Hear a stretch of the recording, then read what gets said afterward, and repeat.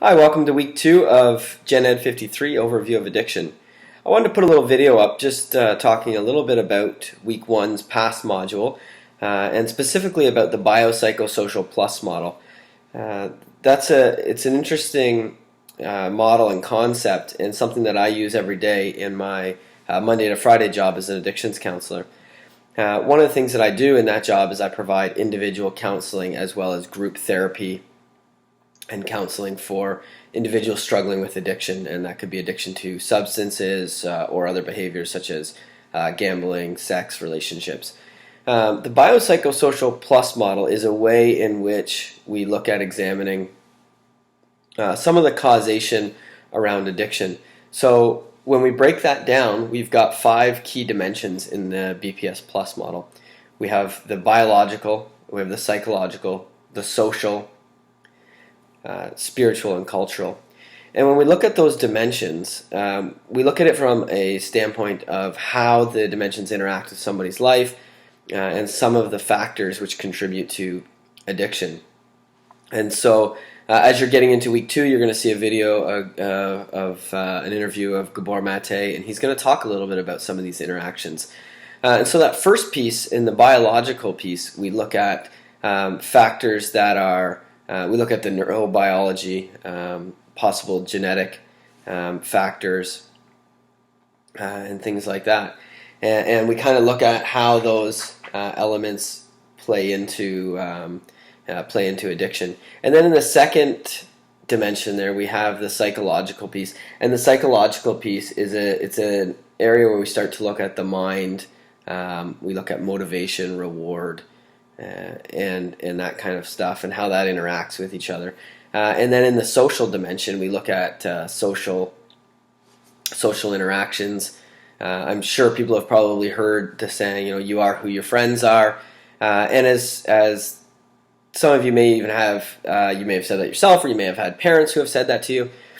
And there may be some truth to this, but what's interesting about those 3 dimensions are that they interact with one another, and it's not that it's any one factor. And one of the ways in which I say this is you might know this for yourself, is that there may be people who are in this course who have struggled with addiction.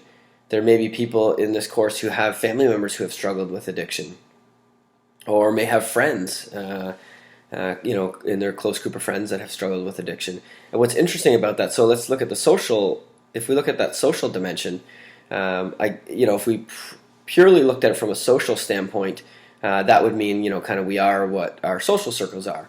And though there may be some relevance to this, it doesn't stand up in the face of, of pure scrutiny. And what I mean by that is, if we were to look at everybody that hung out in the same social circles, they wouldn't always have the same struggles. There may be people, as I was talking about, the very same people that are taking this course, you may know this for yourself, is that you may not struggle with addiction at all, or in the same way that maybe a friend in your peer group does. Having said that, some people may, and so we see that the social dimension can be important, but we don't want to put all of our emphasis on one dimension like social. Same as biological, right? We may know that there are two siblings can come from the same parents, and let's say the parents struggle with addiction themselves, and there's a lot of research that goes into looking at whether or not addiction is genetic. And I know they've struggled to come up with a specific, and you're going to hear Gabor Mate talk about this, that there isn't specific research that says, yes, here's the DNA evidence and here is the genetic coding for addiction. But what you will hear is that it's a part of it can sometimes be a part of that process.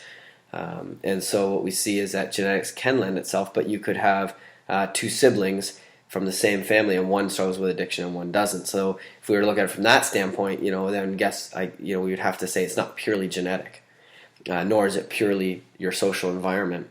And then, if we were to look at the psychological dimension, it's also not purely psychological. Now, when we look at those other 2 dimensions, and they were added, so originally the BPS Plus model was just the biopsychosocial model. It had those 3 main dimensions. And then over time, the research has slowly added, and what we know now is that when we look at cultural and spiritual, these are two important dimensions as well. When we look at culture is very similar to our social, in that I like to break it down into both. There's a micro and a macro. So if we look at it micro and macro from the social standpoint, what we see is, on a micro level, you've got kind of your nuclear family, your close friends, maybe the kind of that close circle in your life. Now, if we were to zoom out a little bit on a broader level for social, we also have kind of your neighborhood. It could be your community, your city, and your school, things like that. More of a zoomed out kind of macro approach. When we look at cultural, we see it in the same way. We see, on a micro level, we look at kind of our immediate culture around us, but then on a macro level, we also look at a global context. And that, if we were to decide that addiction is based on what we maybe in our, from a Canadian perspective, and say if everybody operates outside of what we believe the norm is for here in Canada. For instance, we're going to talk a little bit over the course about, and one of the things we'll talk about is something called low restricting guidelines that have been developed here in Canada. And those guidelines might fit us culturally, but when we go to another culture, it may be completely different. Or we have some cultures around the world that alcohol isn't even prevalent at all, and that aren't even a piece of the community and in that cultural context. So when we look at it, we have the micro cultural piece, which is a very smaller scale, and then we have the macro, more of a global piece. And then the last dimension, spiritual. And when we look at the spiritual dimension, it both encompasses religion, and the religious and the non-religious. Often when we hear spiritual, we think maybe organized religion, things like that. And though that could be a piece of spirituality in its broadest context is a connection to our innermost self and something greater than ourselves. And so again, how that dimension interacts with addiction is that what we find is when people don't have a connection to themselves and a connection to something greater than themselves, something outside of themselves, even connected to kind of this, our own world or things in our world, in our universe, then what happens is we sometimes feel, I see people all the time who come in and they lack a spiritual component in their life, and they lack that connection to themselves and to something greater than themselves. And so when we don't feel like we're a part of something greater, often that can be another component to addiction. So I just wanted to talk a little bit about that and explain it from the perspective that I use. And so when I have somebody, say, come into my office for the first time, I might start examining those dimensions and talk to people about those dimensions, find out, I'll get a sense of what the familial background of somebody is in terms of addiction. I'll talk about the psychological component and kind of find out how people psychologically are working, what kind of motivates them, what reward systems they have, those kind of things that they've developed on their own.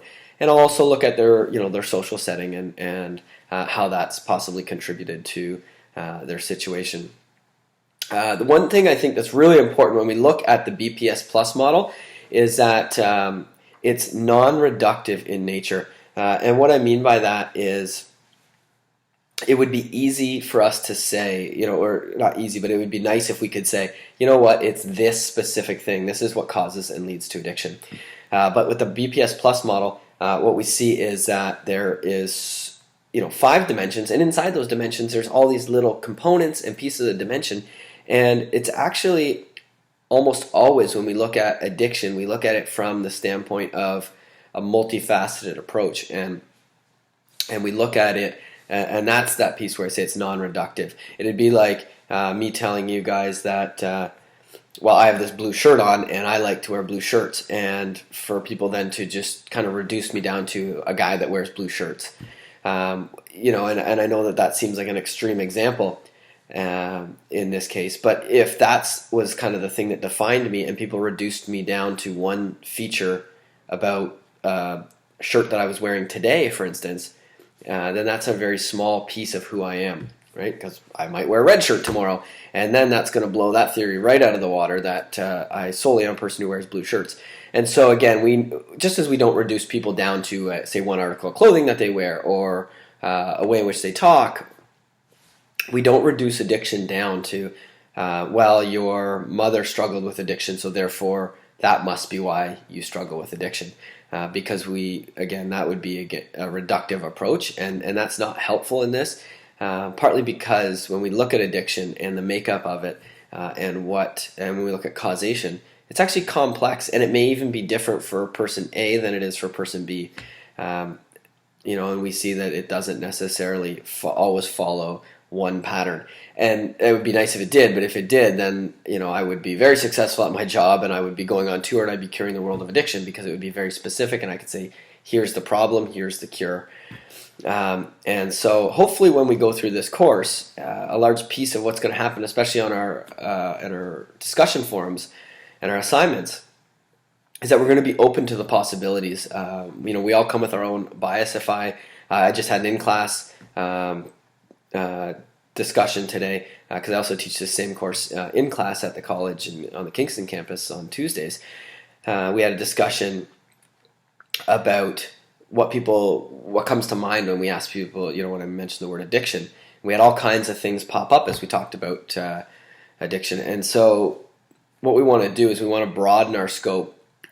All of us right now have a specific understanding of that, and we may be open to expanding that. And what I'm going to do is challenge you over this course, hopefully, to broaden and expand your view of addiction.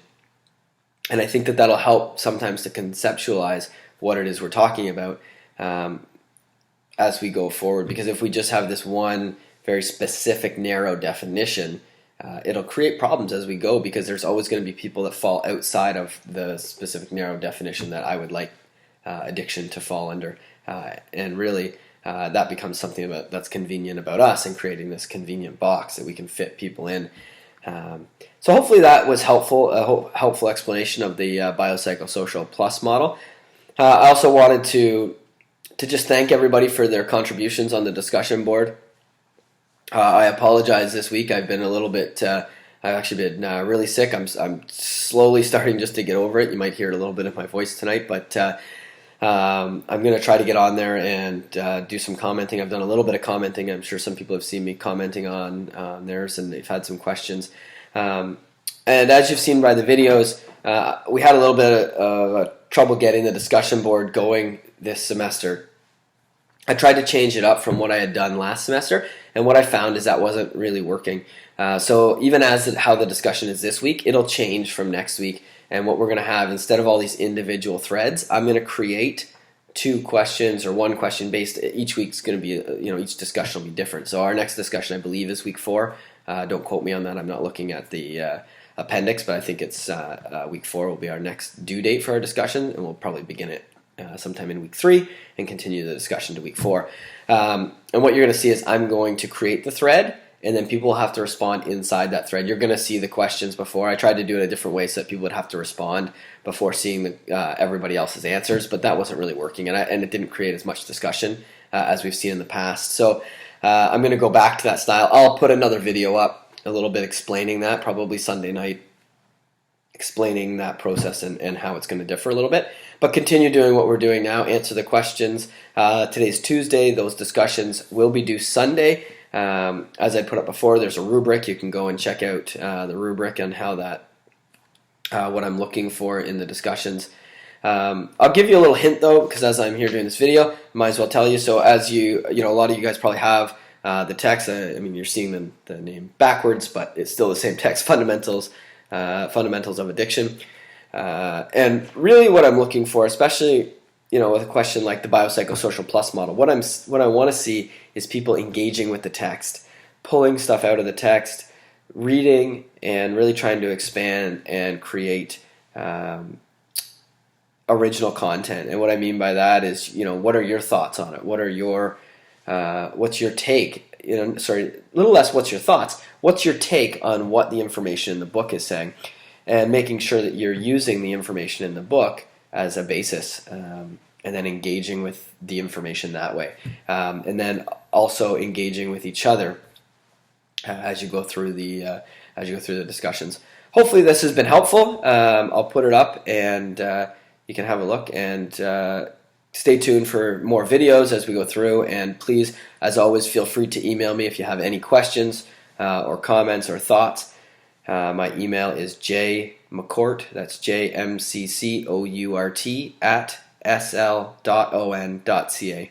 Thanks, and continue just doing a great job on the discussion board, and I look forward to continuing this semester with everybody. Have a good night.